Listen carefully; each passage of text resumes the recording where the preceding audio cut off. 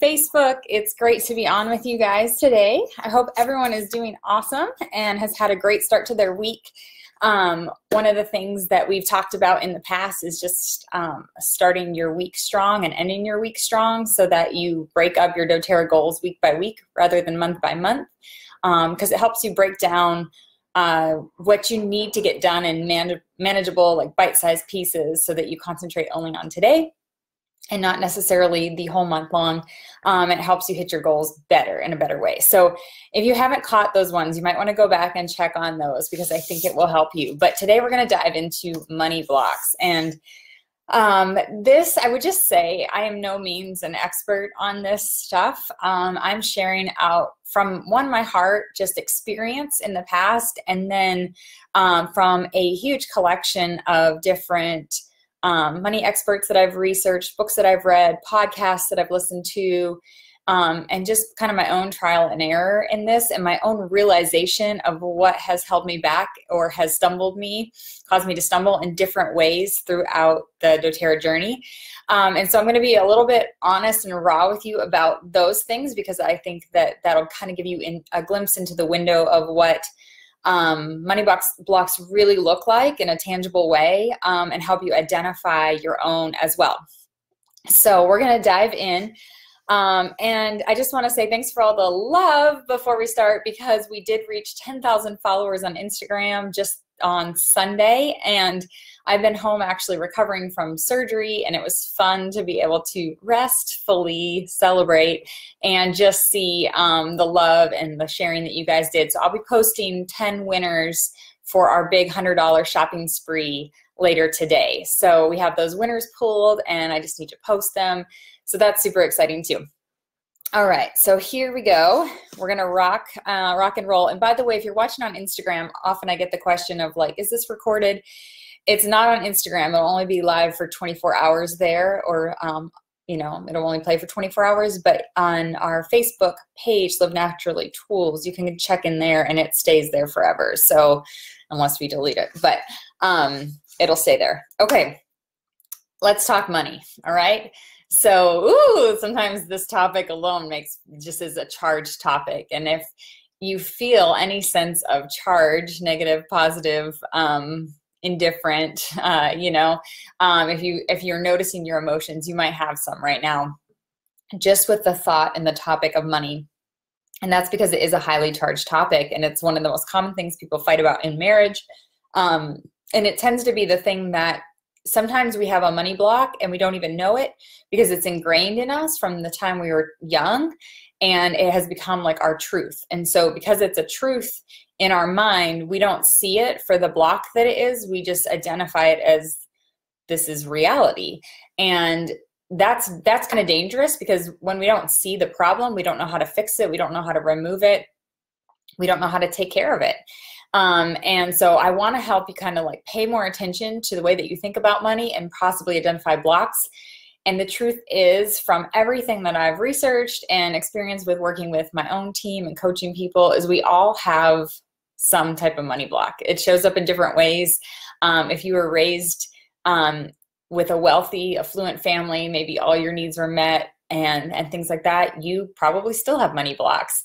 And just because you might have been raised with less than, or you struggled or things like that, doesn't mean that you do have money blocks, but you're not the only ones who do if you do. You know what I mean? So it's kind of like, it's no respecter of persons, there's no respecter of the way that you were raised. It's just kind of like we all are stuck with it, and it's because it's something that makes the world go round. It's one of those things that's hard to grapple with, okay? So we're going to dive in. How do you know if you have a money block? I'm going to list off 10 thoughts that you might have that might have gone through your head, and I just want to see if you identify with any of them, with a couple of them, with all of them. Like, I don't know, but pay attention to what, might connect with you. Have you ever thought earning money is hard, or earning money is supposed to be hard? Have you ever thought I'm always broke? Does that play the tape in your head? There's never enough. That'd be great, but we can't afford it. That's a huge money block. Do you ever think that money is evil? Okay.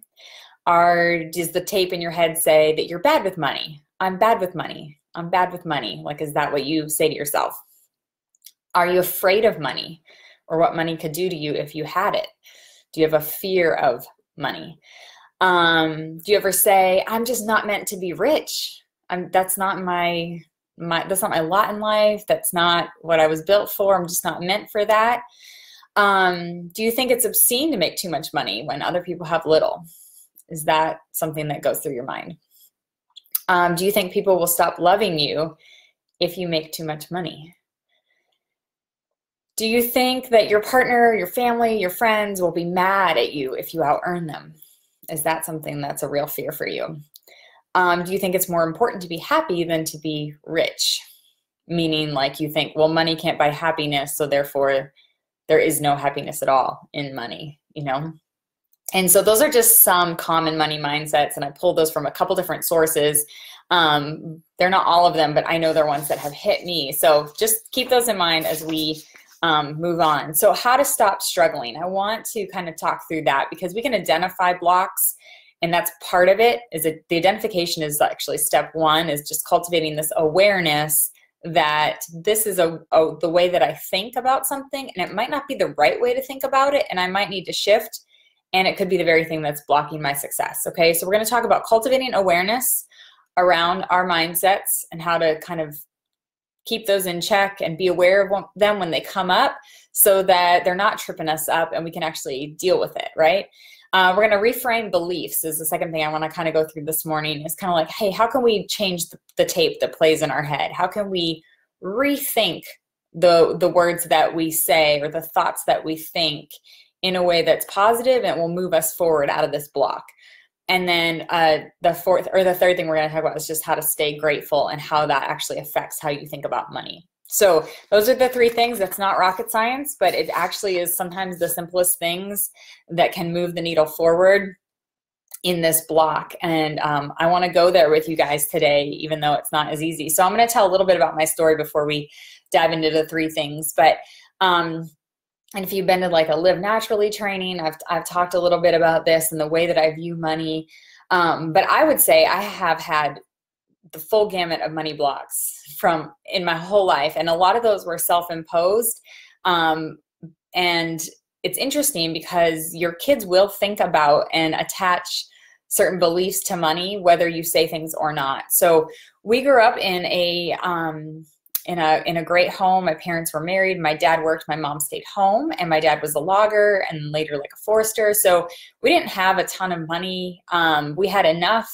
We were provided for. We had a great home that we owned. My parents would scrape and save to like do the things that we needed in our home, you know. Even like at one point when I was a teenager, they put in like this beautiful above ground pool with a deck and things like that. So it wasn't like poverty, but at the same sense, like we definitely paid for what was important and didn't. And so I don't want to paint this picture that I was like, you know, raised without food. That's not the case at all. We had a massive garden and we learned all about health and nutrition that way.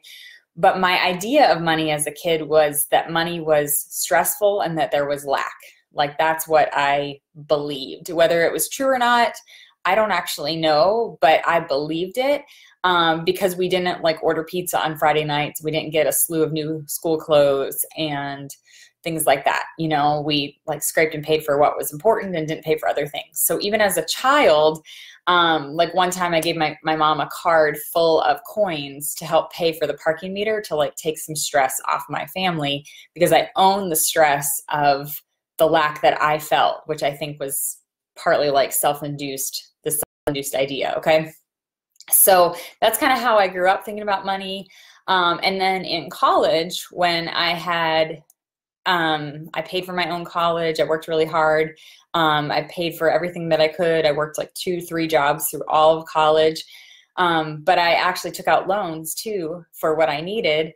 And then I had a credit card for the first time in my life. And it was like, I didn't have to wait for what I needed or wanted, and I didn't have to save. I could go ahead and get it. It was this instant gratification, and that got me into trouble.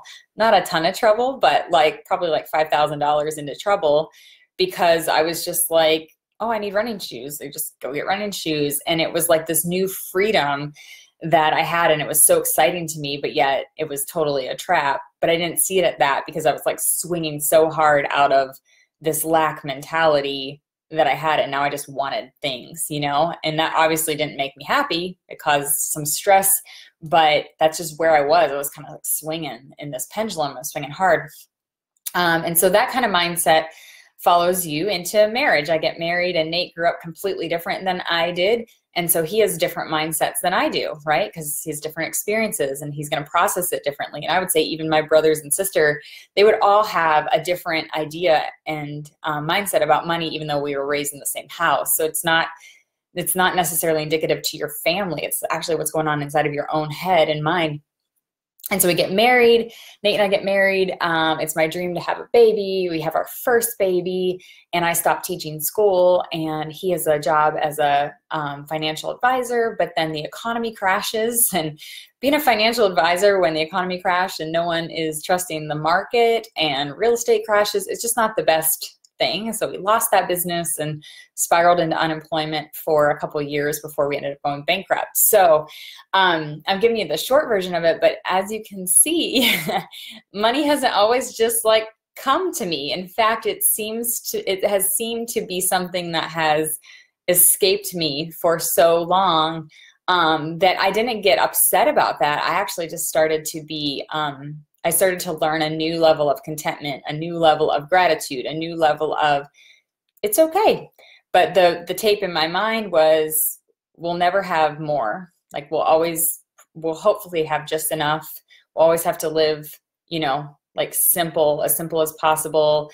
We'll never have new things, you know. I don't know if we'll ever get a house, like a house that we want, you know. I think we'll have to just make do, and that's okay. Like I had a really good positive attitude. It helps to have positivity in your top 5.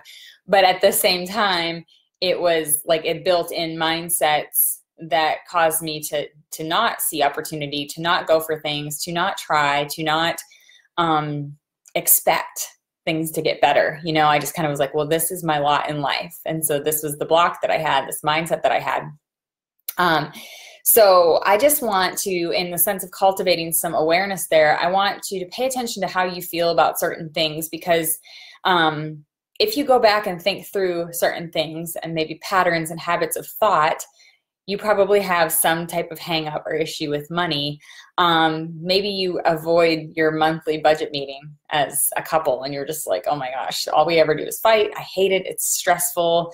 Like it's not fun. This never goes well. You know, maybe you hate opening the mail. You're just expecting bad news constantly, and you hate that the bills will tell you how much you owe and you're not sure if you have the money for it. And it's just like a total source of stress.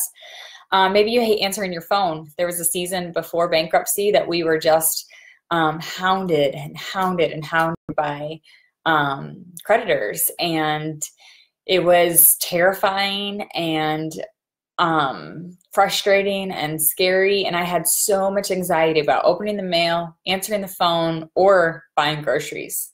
Like pretty much I knew anytime they slid a card at the store, they would probably tell me insufficient funds. And so everything I had to do in life, feed my children, became this source of anxiety for me. And so pay attention to those things, because they're more than just we need a change, you know, we need a shift. They're more than just that. It's actually like building into the psyche of what you think and believe about money.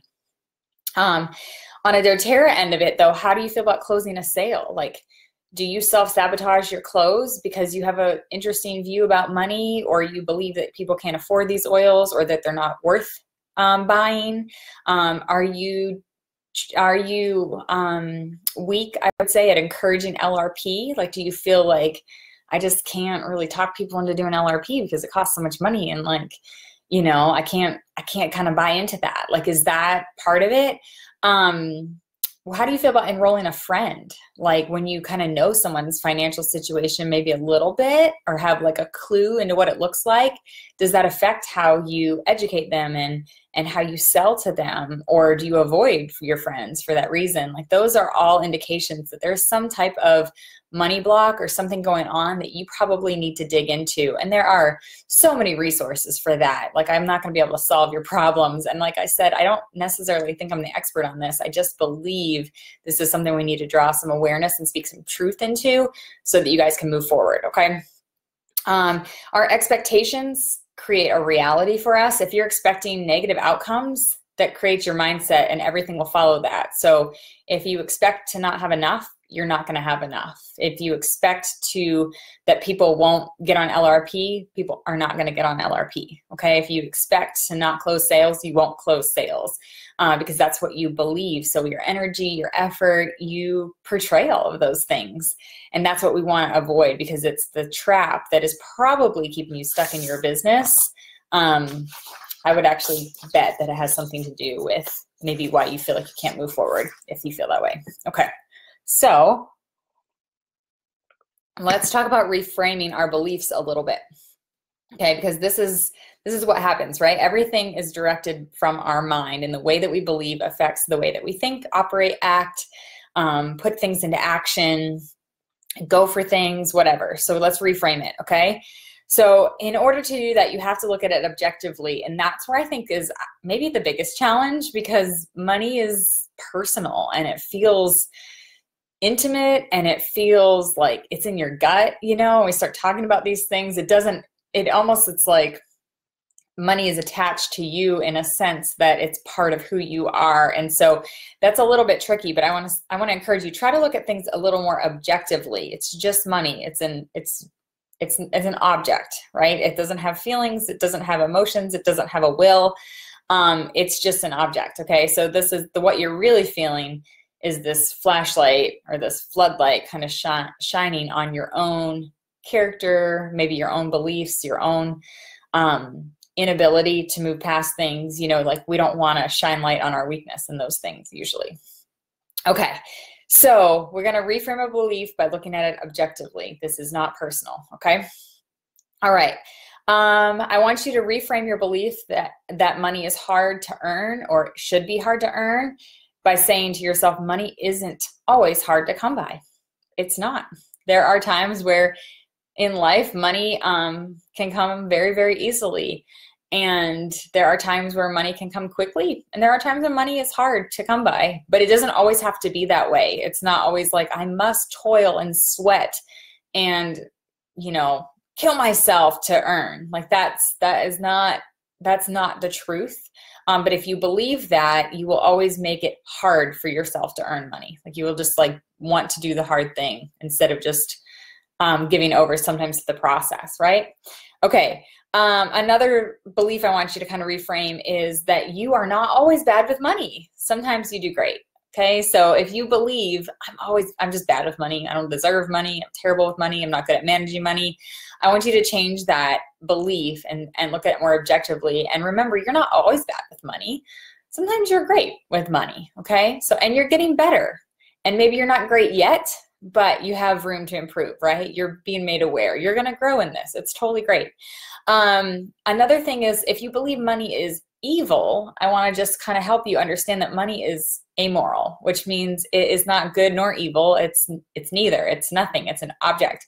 And so it just actually depends on what you do with money that decides what it's good for, right? If you're buying children and sex trafficking them, the money is evil, right? The money is used for evil. The person is evil. But if you're using money to pay for food for a developing country, or fund an orphanage, or support a compassion child, like, then your money is good because it's highlighting your good. So all money does is kind of highlight what's actually already happening in your own heart and mind. So if you're afraid of yourself, then if you earn more, yeah, you're going to probably grow in things that aren't good, right? If you're like not positive that you are a good person and you're a force for good in this world. But if you are, money's only going to highlight that, and you're going to get better, and it's awesome. Okay. So stop blaming money for character, right? Money just highlights it. Okay. Another thing is, you can reframe your thinking is that you are a generous person and more money will mean helping more people. So I would encourage you, and I'll talk about generosity in a little bit, but if you're kind of thinking like, I'm afraid of money, you know, like don't be afraid of it. Kind of goes back to the one about it being evil. You don't have to be afraid of it. You're a generous person. More money will help you just to help more people. This is a little saying I made up, but it's like kind of resonated true for me, and I hope it resonates true for you. If I'm free to live, I'm free to give. And so what I mean by that is if you have what you need, like you pay your bills and you get your groceries and you feed your children and they have, you know, socks on their feet and shoes that fit, and, you know, your needs are met, your basic needs are met. You're comfortable, you're paying your bills, you know, whatever. That's a free to live feeling. You're free to live, then you're free to give. So that means the extra and the abundance can be poured into other people that might have more needs than you do. Okay. So there's just a lot to think about there, but, there's that sense of like, well, I don't deserve a lot of money. And if I have a lot of money, that's not fair because there's people who don't have any. But if you have your needs met, you're way more likely to help other people. If you don't have your needs met and a need arises and they're like, well, we're, you know, collecting money for this, or, you know, your neighbor's house burnt down, you're like, oh, there's nothing I can do because I haven't even paid my electric bill. So when you're coming from a place of lack, you're less likely to help other people, right? So we want to earn money so that our needs are taken care of in a way that we can like freely give and give in abundance. If people are put off, if you earn more, like if that's your fear, if you're like, it's going to ruin my relationships, people will be mad, it's going to cause tension, I would say, what does that say about that relationship anyway? Okay, so if the whole relationship is built around money and you earning less than another person, or their love for you being about your level of poverty or lack, that says a lot about that relationship. And that's probably what you need to clue into and work on and decide if it has a valid place in your life. Okay. Okay. I have a picture. This is because this was a PowerPoint, but I'm going to show it to you. I wonder if you can all see it there. Yeah, you can see it. I know for sure on Instagram, and you can see it here on Facebook. And I'm wondering what these pictures have in common. There's 4 pictures, and I'm wondering if you can see, what do they have in common? Let me make sure you guys can see them good. Okay.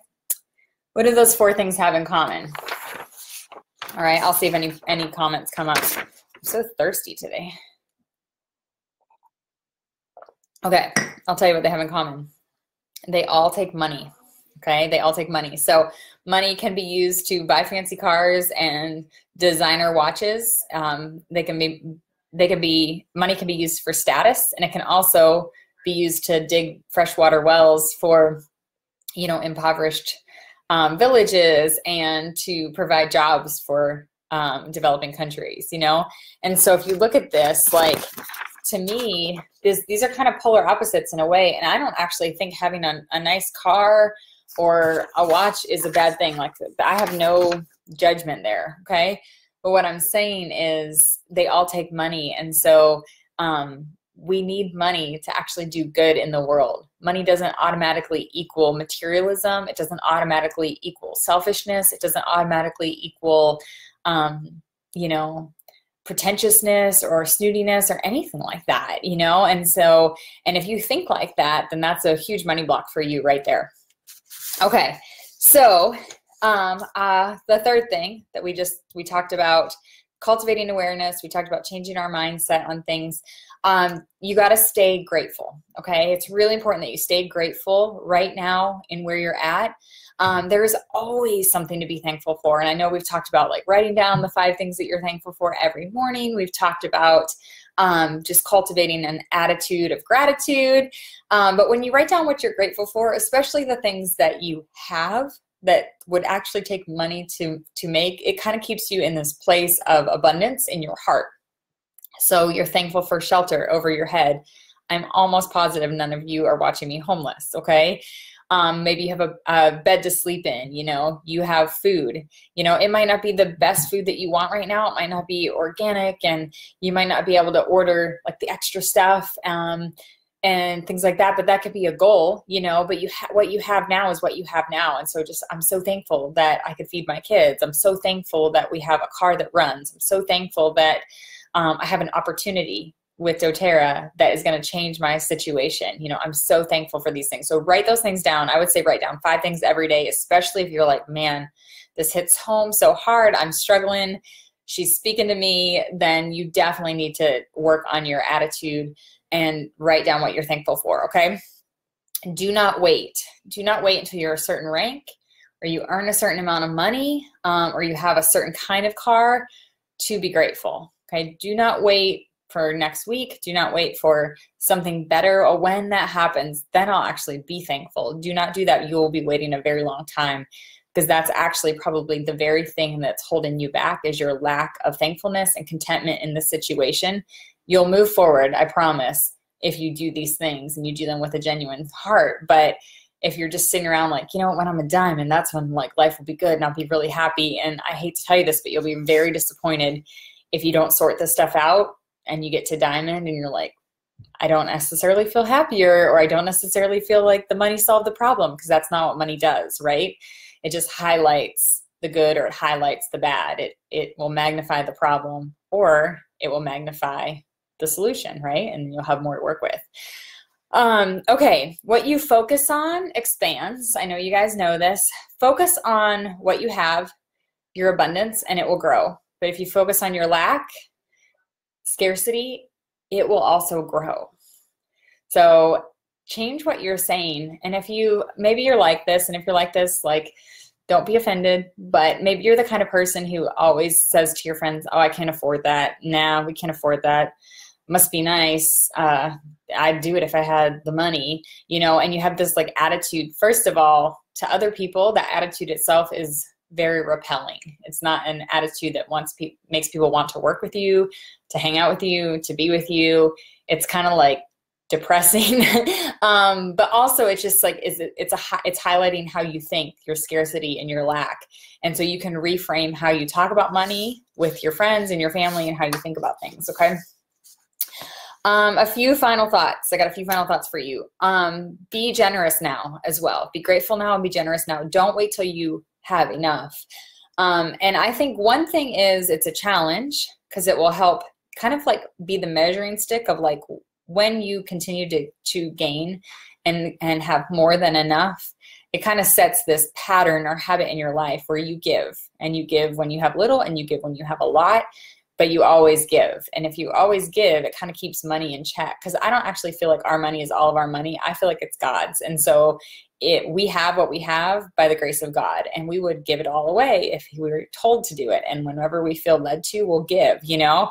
And so just be generous now. And back when Nate and I were going bankrupt and we were unemployed and probably just starting to get back on our feet and things, he would earn like these cards through his job.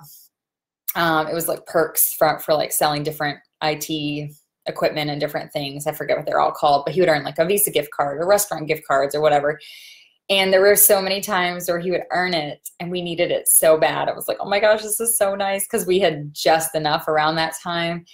And then we would both look at each other, and he would say like, I really want to give it to so-and-so. They just had a hard week and they need it. And I would say, yes, just do it. Just give it to them, or things like that. And we didn't have a lot, you know, and we really could have used it, but it was just like this attitude of like, it doesn't belong to us. And, you know, to whom much is given, much is required. And we just would like pass it forward. And so just want to encourage you to be generous, and it doesn't have to be big things to be generous. You could, you know, pay for someone's Starbucks behind you, or you could, you know, bless somebody by paying for their meal, and there's so many things you can do to pay it forward, and do it, you know, in a way that just oozes generosity. And put a bigger tip down for, you know, the student at the restaurant that's serving you, that kind of thing. Okay.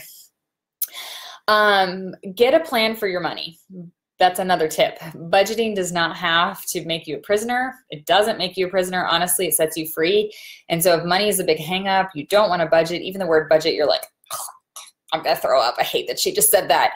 That's a good sign that you probably need a budget. And when you have a budget, it sets you free, because then you know what you can spend, when you can spend it, or when you have to wait, and you won't get in this trap or this cycle where you're spending borrowed money, which I know, trust me, will cause you to spiral downward in a way that sometimes there's no way out. So just food for thought, get a budget. There's really good apps. One of the best ones I know of is, I think it's called EveryDollar. And it's just an easy app to use. I'm pretty sure it's called EveryDollar. Okay. Money gives us choices. That's another thing I want to leave you with. So when you have more than enough, you actually get to have some choices. So an example is when we started doTERRA, I was homeschooling our children. I had one daughter who was in kindergarten, about to do first grade, and I think I was doing like a pre-K with Luca at the time, and then I had two more littles at home. And it was really tricky to try to build a business with like littles, all of them were little, and it all of a sudden didn't feel light and free anymore. It felt really heavy and pressurized and things like that. And I was a gold in doTERRA at the time, and Nate had a job, and I said, what if we consider putting our kids in Montessori school? We didn't want to put them in public school here. We don't love our public school system here. It is very lowly rated. And so we had a choice. For the first time ever, we had a choice, and it wasn't just it's either public school or homeschool. It was like, oh, we could send them to the private Montessori school, which we love. And they've been there for, I think this might be their 6th year there. So maybe 5th year there. But anyway, it's been an incredible thing. But even like travel, like one time I was traveling, I was at a friend's house, and I was struck with anxiety, like struck with it in a way that I was like, I don't know what's wrong, but I have to go home. I can't be here anymore. Like I need to like hug my kids and crawl into my bed and be at home. Like there was just this sense of like, and anxiety is unexplainable. I can't really say what was going on with me, or I don't really know, but I needed that. And I called Nate, and he was like, well, just change your ticket. Let's just change your ticket. And I don't think I could have changed it. So he was like, just buy another ticket, buy a one-way ticket home. And like 2 hours later, I was on a plane home, because I had the choice, because I had money that I could make that choice. Whereas I remember time in life, like I would fly out the cheapest possible at 5 a.m., which meant like waking up at 2 in the morning to get to the airport, because we couldn't even afford a hotel to stay at the airport the night before. And it was just like you're making these choices that are actually causing stress. They're wreaking havoc on your rest, your health, your mental wellness, all the things, but you do it because of lack. And so I'm just trying to help you understand that lack isn't better. Like lack kind of creates a lot of problems and a lot of stress.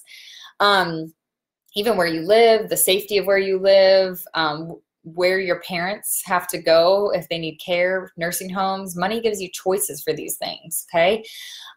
So all that to say, those are just a few final thoughts. But if you haven't read the book yet, and it's not that you need to read it, the whole book's not about money, but it's called Educated by Tara Stover. It's a memoir, and it's a really interesting read about this girl's life. But she grew up with her parents had a very strong view about money and the government and government institutions and healthcare and all the things.